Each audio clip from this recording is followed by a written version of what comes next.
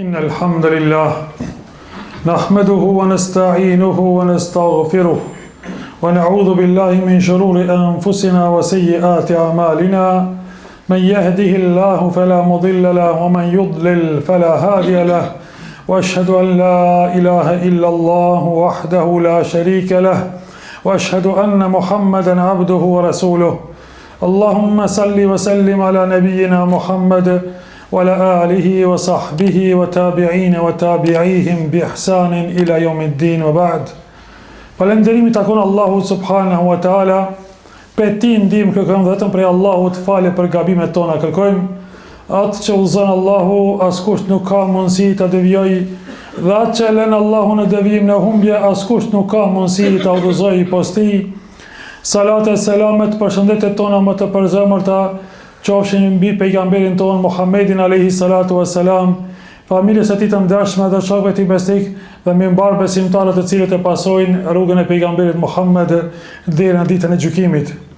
Vëllezër të dashur besimtar, hutbën e sotit do t'ja kushtojmë haxhit, në lidhje me haxhin dhe me haxhit, ata të cilët do të shkojnë në haxh këtë vit dhe ju të cilët do të shkoni në haxh me lejen e Allahut në vitet e ardhshme.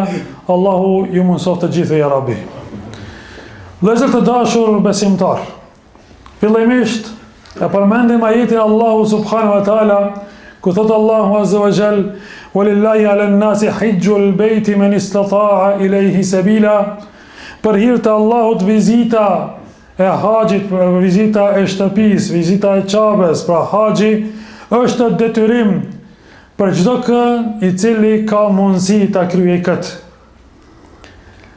Haxhi është një prej obligimeve më madhështore të Allahut subhanahu wa taala. Aty ku nga çdo kënd i botës mblidhen të bëhen besimtarët me një qëllim, madhrimin e Allahut subhanahu wa taala këtë kanë. Ky është qëllimi i tyre, ky është caku i tyre, të gjithë duke brohorit labbaik Allahumma labbaik, labbaik la sharika lak labbaik, innal hamda wan ni'mata lak wal mulk la sharika lak. Të përgjigjemi ty o Allah, të përgjigjemi.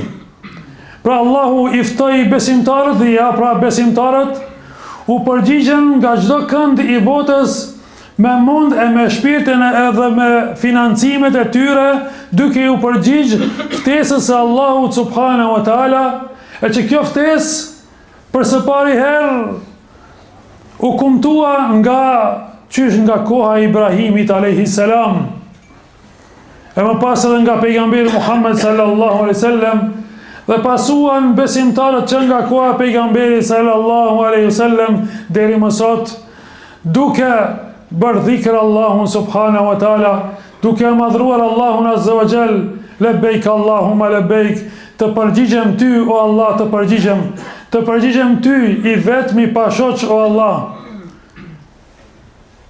Falënderimi, mirësitë dhe pushteti të takojnë vetëm ty o Allah, i cili je i vetmi dhe i pa shoq. Në vazhdimsi këtë dhikr e përmendin besimtarët dhe me zë. Në momentin që e veshin ihramet e madhrojnë Allahun subhanahu wa taala, që të gjithë të veshur me një petkë të bardhë. Asnjëri nuk dallon nga tjetri.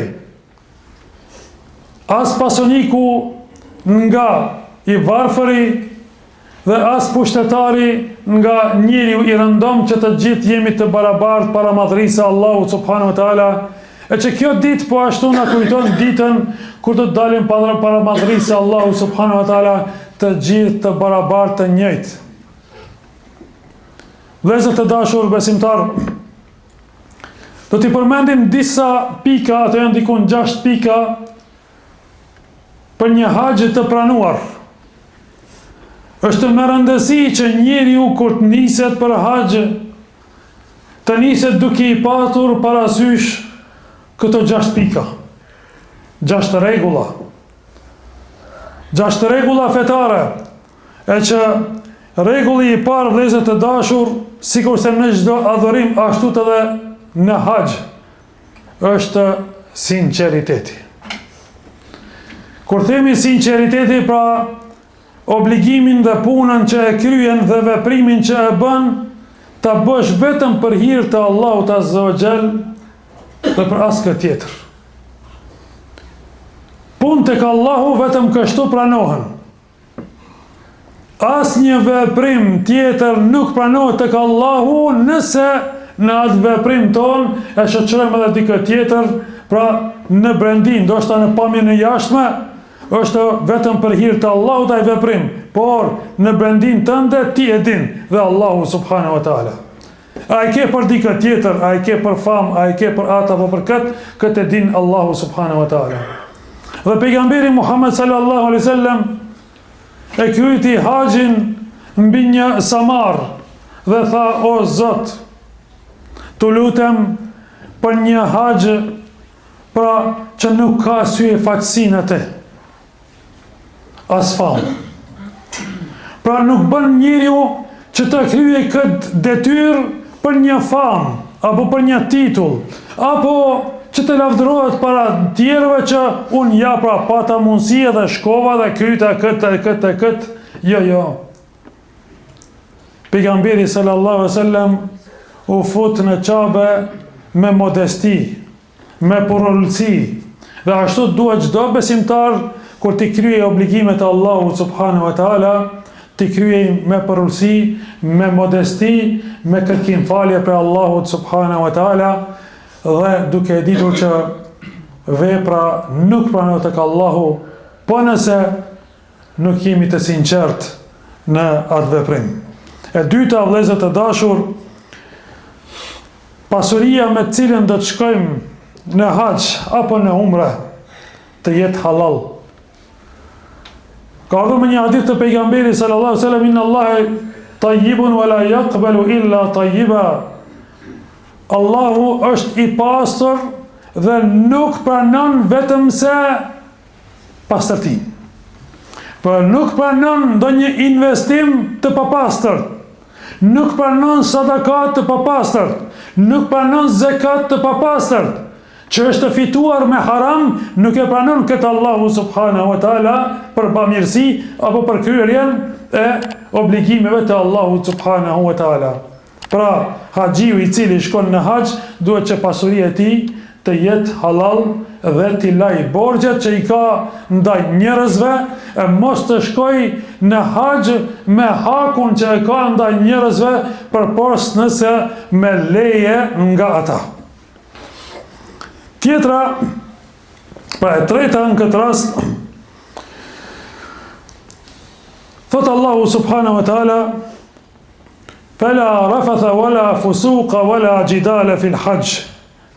Në haxh njeriu duhet të largohet nga gjunahet, nga të ndaluarat.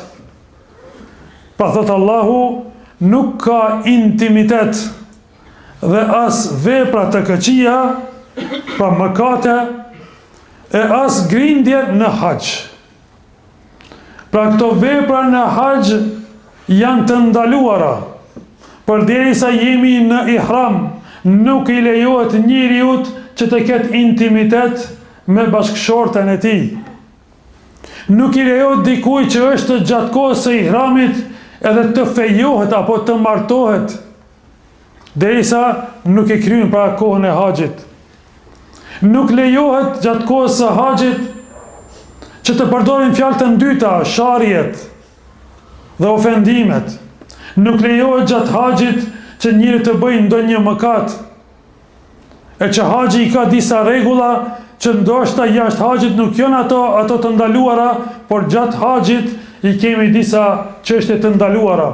Nuk lejohet grindja me njëri tjetrin në haxh, e kështu me radhë, dhe thot pejgamberi sallallahu alaihi wasallam: kushdo prej juve që e kryen haxhin pa mëkate në intimitet dhe pa harame, pa gjunahe, ai kthehet prej haxhit dhe është i pastër prej mëkateve, sikur se a ditë që ka lindur prej nënës së tij. E katërta, sjellja e mirë dhe durimi me njerëzit. Në haxh njeriu sheh njerëz të ndryshëm, nga kombësi të ndryshme, që flasin gjitha gjuhët e botës. Dhe çdo kush duhet të jetë atje i sjellshëm dhe i durueshëm, sepse shpërblehet për këtë çështje. Përndryshe, nëse sjellja e keqe e tij ndikon në ofendimin e dikujt tjetër, nëse sjellja e tij e keqe ndikon që ai të ngrindet me dikë, apo të bëjë ndonjë mëkat, humb nga shpërblimi i haxhit. E pesta, njëri duhet të shfrytëzoj kohën në haxh të shtoj sa më shumë vepra të mira, sa më shumë adhurime. Mos ta humbas kohën kot. Mos ta humbas kohën duke ndetur në vende të ndryshme dhe shumë pak të përkushtohet në adhurim. Jemi duke shkuar me një vend të shenjtë dhe jemi në kohën e shenjtë. Andaj çdo moment që shfrytëzohet me dhikr, me përmendje të Allahut Azza wa Jall dhe me lutje, ajo do të bën tek ne ndryshim pozitiv. Do shpërblemi për anës së Allahut Subhanahu wa Taala, sepse për këtë çështje dhe kemi shku. Dhe gjashta dhe fundit, të pasohet suneti pejgamberit sallallahu alaihi wasallam. Thot pejgamberi sallallahu alaihi wasallam me një hadith, ku ka qenë pra në haxh me sahabit, merrni ritualet e haxhit nga unë. Pra kryeni haxhin ashtu që ka kryer pejgamberi sallallahu alaihi wasallam, duke i zbatuar dhe farzet që janë gjatë haxhit, në kohën e haxhit, dhe duke i zbatuar edhe sunetet të cilet janë pra gjatë kryerjes së haxhit. Elusim Allahun subhanahu wa taala ti ndihmoj besimtarëve kudo që të janë. Elusim Allahun subhanahu wa taala ta pranoj haxhin e haxhive dhe lutjet e tyre. Amin, amin, amin. Walhamdulillahi rabbil alamin.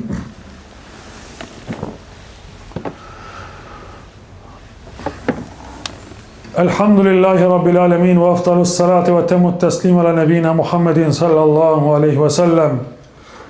Falënderimit i takon Allahut Azza wa Jall, salat dhe selamet në dërgojmë pejgamberit ton Muhammedit alayhi salatu wasalam. Të dashur vëllezër besimtar, sigurisht në çdo obligim që e kryejm edhe në haxh, nuk janë të mjaftuara vetëm lotat që na rrjedhin, por duhet të dimë që ndryshimin pozitiv çka është duke bërë haxhi tek ti kur të kthehesh prej haxhit. Çka ke përmirësuar ti në raport me Allahun subhanahu wa taala, në raport me vetveten tënd, në raport me njerëzit, ai e përmirësuar nga haxhi. Çdo obligim i Allahut subhanahu wa taala është një obligim që ndikon tek ne. Kështu duhet të jetë. Pra obligimet duhet të ndikojnë tek ne pozitivisht, të bëjnë ndryshim pozitiv tek ne, të edukohemi përmes zbatimit të urdhrave të Allahut subhanahu wa taala. Dhe po ashtu, në çdo ritual në haxh, ta kryejm ritualin me meditim. Atë tavaf që e bën meditose në atë vend ka shkel këmba e pejgamberit sallallahu alaihi wasallam dhe këmba e pejgamberëve tjerë, sikur se Ibrahimit dhe Ismailit alayhim assalam. Ta di që jenë shumë afër Allahut subhanahu wa taala. Ta di që lutjet e tua këtu janë të pranuara tek Allahu subhanahu wa taala. E në Arafat mos e humb kohën në gjumë, por drejtoju me përulje dhe me modesti dhe me lutje ndaj Allahut subhanahu wa taala. Sa më shumë e thon atë ditë La ilaha illa Allahu wahdahu la sharika lah, lahul mulku wa lahul hamdu wa huwa ala kulli shay'in qadir. Duke madhruar dhe duke njëshmëruar Allahun subhanahu wa taala. E më pas në Mina dhe çdo kudo që t'jesh, shko dhe kryej ato rituale me modesti dhe me përullësi dhe duke kërkuar mëshirën dhe faljen e Allahut subhanahu wa taala. Allahu na mëshiroft të gjithëve. Allahu mëshiroft të vdekurit tanë. Allahu na i falt mëkatet tona. Allahu na uzoft neve dhe përmes neve dhe uzoft edhe të tjerët. Allahu uzoft rinin tonë dhe familjet tona. Elusim Allahun që të ndihmojnë muslimanëve kudo që t'jenë nëpër botë, të shërojë të sëmurët e tyre, të lajë borxhet e tyre. E lutim Allahun subhanahu wa taala që vendi ynë të jetë në xhenetin Firdaus bashkë me pejgamberin sallallahu alaihi wasallam. Amin e amin. Aqimus salat. Inna salata tanha al-fahsha'i wal munkar wa la dhikrullahi akbar. Wallahu ya'lamu ma tasna'un.